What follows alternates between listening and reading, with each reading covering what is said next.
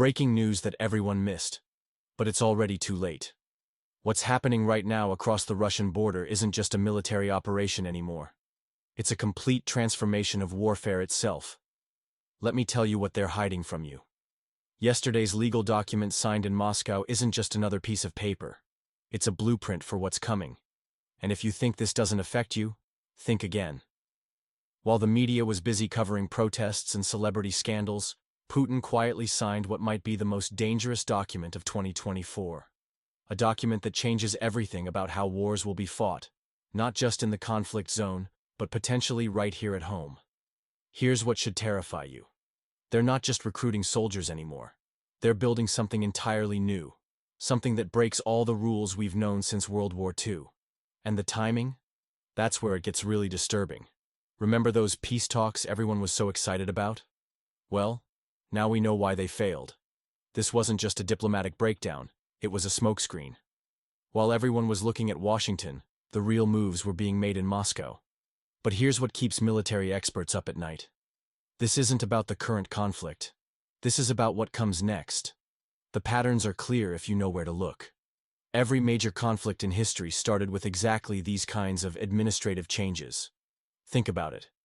Why would you completely overhaul your military recruitment system unless you're preparing for something bigger, something longer, something that requires forces we've never seen before?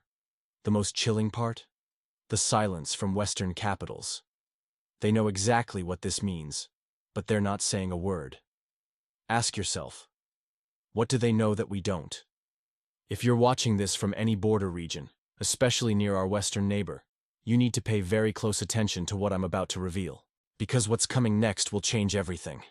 Write in the comments where you're watching from. We need to track how this spreads, because trust me, this is just the beginning. Let's break down exactly what these legal changes mean, and why they're more dangerous than anyone is willing to admit. But this is just the beginning of a much larger transformation. What we're witnessing isn't just a military reform, it's a complete overhaul of the global security architecture. The recent legal changes in Moscow aren't merely administrative adjustments. They're a clear message to Washington and Brussels that Russia is preparing for an extended strategic confrontation. Let's decode what's really happening. When a major power suddenly opens its military ranks to stateless individuals during peacetime, it's not just about filling positions. It's about creating a new type of armed forces, one that's built for the realities of modern warfare. Think about it. While Western analysts were busy predicting Russia's isolation, Moscow was quietly restructuring its entire military recruitment system.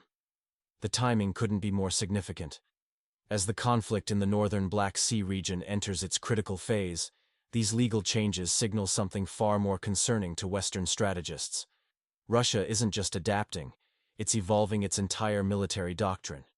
And here's what should really keep Pentagon planners awake at night. This isn't a temporary measure. This is a fundamental shift in how modern conflicts will be fought. But there's another layer that mainstream media isn't talking about. These changes coincide perfectly with major shifts in global alliances.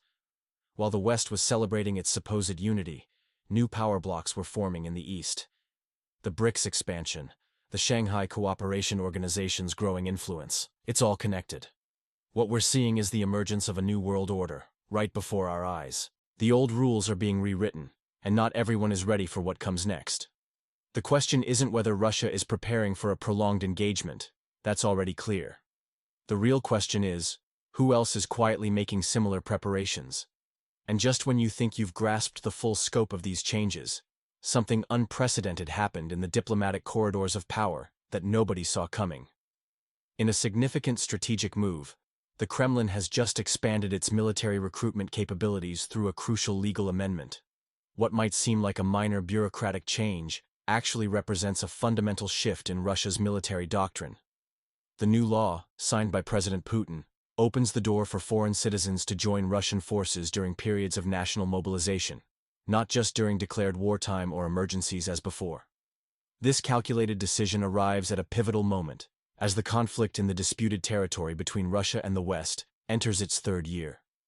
The timing is hardly coincidental. By broadening the recruitment base, Moscow signals its readiness for long-term military engagement, while addressing personnel needs through legal channels. The implications are far-reaching.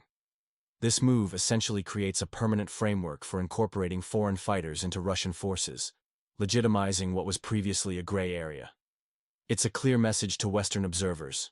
Russia is methodically preparing for sustained military operations. Looking deeper, this legal modification reflects Moscow's pragmatic approach to modern warfare. Rather than maintaining rigid traditional structures, Russia demonstrates flexibility in adapting its military framework to current realities. The change acknowledgedly acknowledges the evolving nature of global conflicts, where traditional nation-state boundaries become increasingly fluid. For those watching closely, this development suggests several possible scenarios. First, it indicates Russia's commitment to maintaining military pressure despite Western sanctions. Second, it reveals a strategic pivot toward more sustainable long-term force management. Third, it points to potential future escalation rather than de-escalation of current military engagements. The quiet nature of this change is particularly telling. Without fanfare or grand announcements, Russia has fundamentally altered its military recruitment landscape. This approach suggests confidence rather than desperation, a calculated adjustment rather than an emergency measure. What do you think about these changes in Russian military law? Share your thoughts in the comments. Maybe we'll figure out together what this means for global security. Recent legal changes in our military framework reveal deeper shifts in Moscow's strategic thinking.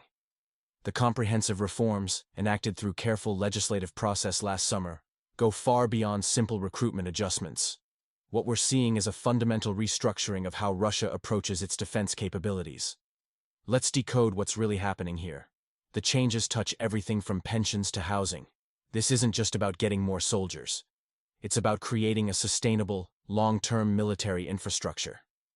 When you look at the timing and scope of these reforms, it's clear our leadership is preparing for extended operations in the conflict zone bordering our western territories. These amendments represent the most significant overhaul of military regulations since the Soviet era. The challenge we face in the northern Black Sea region has exposed certain gaps in our military framework, gaps that these new laws are designed to address. By expanding benefits and clarifying citizenship pathways, Moscow is building a more resilient and adaptable force.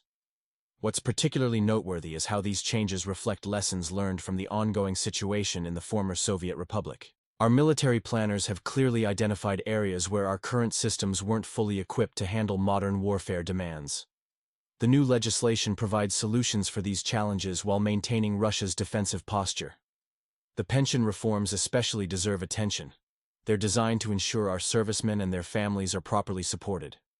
This isn't just about immediate operational needs.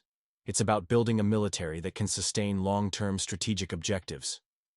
The housing provisions similarly show foresight in maintaining force morale and readiness.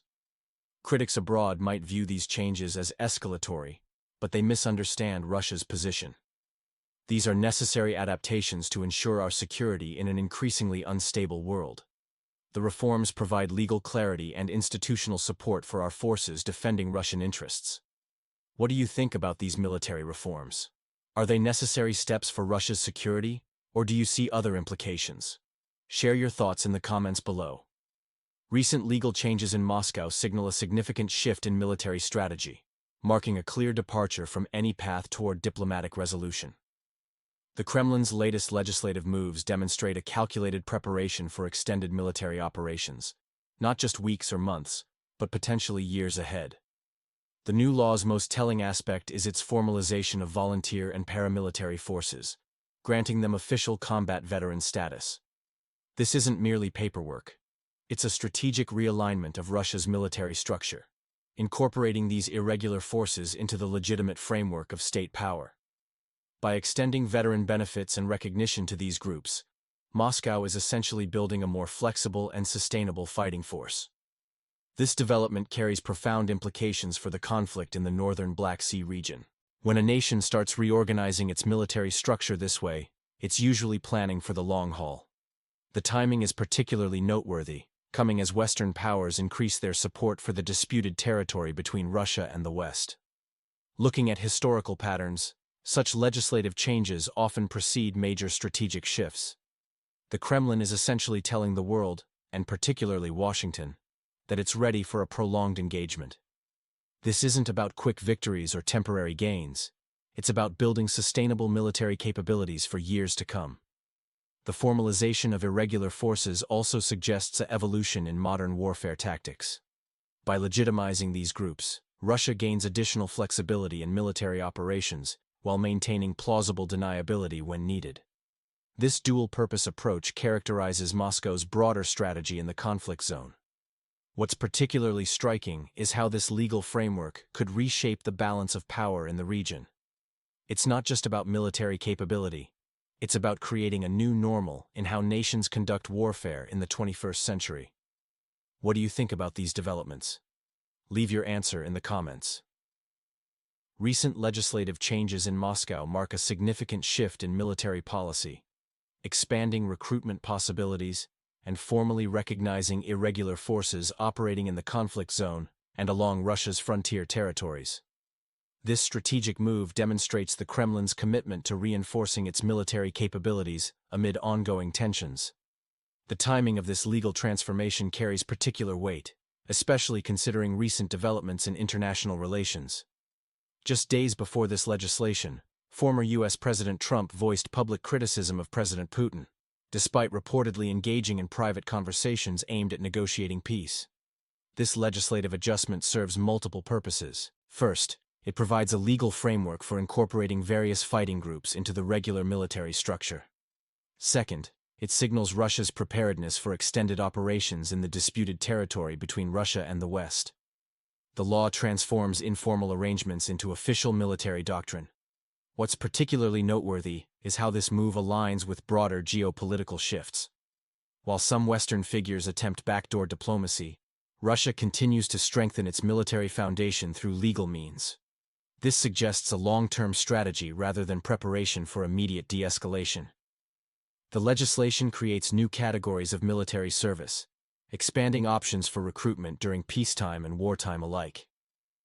This approach indicates that Moscow is planning for various scenarios, including prolonged engagement in the northern Black Sea region. These changes reflect a broader pattern of military modernization and adaptation to current realities. By formalizing irregular forces, Russia gains additional flexibility in military operations while maintaining strict legal oversight, a crucial factor in modern warfare. The timing, following Trump's public statements, appears deliberate. It sends a clear message that Russia will pursue its military objectives regardless of international pressure or negotiations. This suggests a commitment to achieving strategic goals through military means rather than diplomatic channels. What do you think about these legal changes? Leave your point of view in the comments. The political landscape continues to shift as former allies show their true colors. The man who boldly claimed he could resolve the conflict in a single day has now expressed displeasure with President Putin's decisions. This reversal speaks volumes about the complex reality of international relations and the fluid nature of political allegiances. Putin's response comes in the form of this expansive mobilization law, a calculated move that serves multiple purposes. It's not just legislation, it's a clear message to Washington and its power brokers. The timing is particularly significant, arriving precisely when Western pressure reaches new heights. By formalizing the recruitment of foreigners and stateless individuals into Russia's military apparatus, the Kremlin demonstrates its readiness for long-term strategic operations. This isn't a step toward de-escalation, quite the opposite. It's a deliberate signal that Russia is preparing for an extended campaign in the disputed territories bordering our federation. The law effectively transforms irregular forces into legitimate military units, creating a more robust and sustainable fighting force. This legal framework allows for continuous military operations without declaring formal war, a nuanced but crucial distinction in international law. What we're witnessing is classic Russian strategic thinking, responding to pressure not with direct confrontation, but with systematic preparation and legal groundwork. The message to the West is clear. Russia will not be swayed by external pressure or political maneuvering. This development suggests we're entering a new phase of the conflict in the former Soviet Republic. The implications stretch far beyond immediate military considerations, touching on diplomatic relations, international law, and the broader geopolitical balance. Think about it. When was the last time we saw such a comprehensive overhaul of military recruitment laws? This isn't just about current events. It's about reshaping the future of regional security architecture. What do you think about these developments? Leave your point of view in the comments. I believe my viewers are thoughtful and smart. I want to hear your take. Recent developments paint a sobering picture of what lies ahead. The legal reforms signed by President Putin represent more than administrative changes. They're a clear signal to both domestic and international audiences about Russia's determination. As forces face increasing challenges in the conflict zone, these measures demonstrate a strategic pivot toward long-term military engagement. The timing is telling. While Western analysts speculated about peace negotiations, Moscow has chosen a different path. By expanding military recruitment capabilities and formalizing the status of irregular forces, Russia is preparing for an extended campaign in the disputed territory between Russia and the West. Let's look at the broader context. Political pressure within Russia has been growing, with voices calling for more decisive action. The battlefield situation in the northern Black Sea region has become increasingly complex, with both sides adapting their strategies. These new legal frameworks are foundational changes that will shape the conflict's future trajectory. What's noteworthy is how these reforms align with Russia's historical approach to military challenges. Rather than seeking quick solutions, Moscow is systematically building infrastructure for sustained operations. This suggests we're moving beyond the initial phase into something more comprehensive and potentially more intense. The message to the West is clear. Russia is preparing for all scenarios, including a prolonged engagement. The formalization of recruitment procedures during peacetime indicates a strategic depth that Western observers may have underestimated. These aren't the actions of a nation looking to de-escalate. They're the calculated moves of a global power securing its interests. What's concerning is the potential for escalation. As these new measures take effect, we might see significant changes in how military operations are conducted in the politically turbulent area. The coming months could prove crucial in determining the conflict's direction. What's your take on these developments? Do you think these legal changes signal a new phase in the conflict? Share your thoughts in the comments below. Your perspective matters in understanding where this situation is heading.